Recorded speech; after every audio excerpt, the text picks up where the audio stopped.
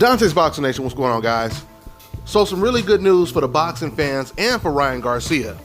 The good news for the boxing fans is Ryan Garcia, he is going to fight Romero Duno next on a big pay-per-view card, which is Canelo versus Kovalev. It's the co-main event. The other good news is Oscar De La Hoya, he just signed Ryan Garcia to a new multi-year deal, which, according to Oscar De La Hoya, is one of the most lucrative deals signed to a prospect on Golden Boy Promotions. Now, you guys heard me say on videos that I did the other day that I believe there's a very good chance that Ryan will take this fight on the undercard. It makes all the sense in the world for him to take this fight on Canelo-Kovalev's undercard to get the exposure that he wants to get.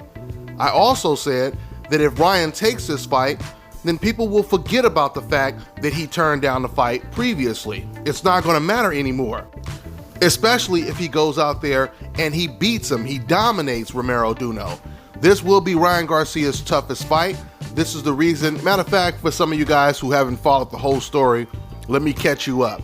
So originally, this past weekend, last weekend, Ryan Garcia, he was originally supposed to fight Romero Duno. At least that's what Golden Boy wanted. They always wanted him to fight Romero Duno. Ryan Garcia, he turned the fight down originally. He said that he wanted it to be in the main event. He said he's the one that's selling the ticket, so it should be a main event fight. And then he offered to fight the guy that lost to Duno in Duno's previous fight. Since Ryan turned down the fight, Oscar or Golden Boy, they gave him Avery Sparrow as an opponent to face instead. Avery Sparrow got arrested by the police a day before the fight, and then Golden Boy came to Ryan Garcia again and said, "Will you fight Romero?" Team Garcia, they turned down the fight again. They said they wanted more money, according to the report. Later on, Oscar De La Hoya, he did an interview, which Ryan Garcia felt that Oscar was bashing him. That's when Ryan Garcia said, "Man, stop talking to the public and call me up directly." He said, "If you don't believe in my talents, then go ahead and just let me out of the contract."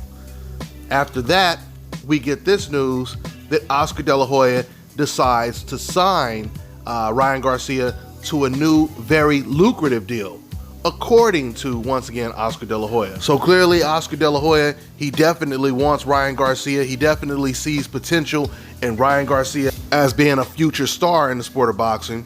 Matter of fact, this is exactly what Oscar had to say when he announced the Ryan Garcia versus Duno fight. Quote, "One of our defining features as a company is to develop champions and make them into stars.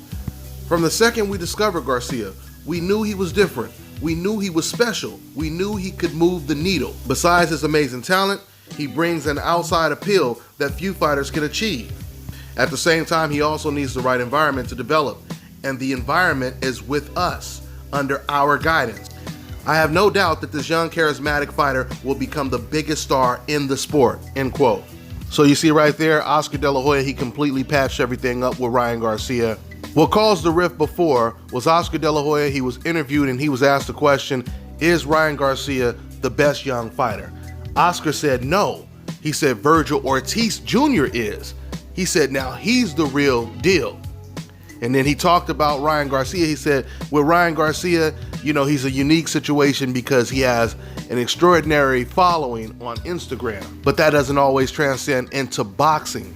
And Oscar De La Hoya said, what we need to do to make Ryan Garcia a star is put him in big fights, put him in title shots, and then he can become a star, and that's what we specialize in over here at Golden Boy. This is what Oscar De La Hoya said, and of course, Ryan Garcia, he took offense to that. But as you guys just heard in that piece right there, Oscar De La Hoya, he definitely patched up the situation.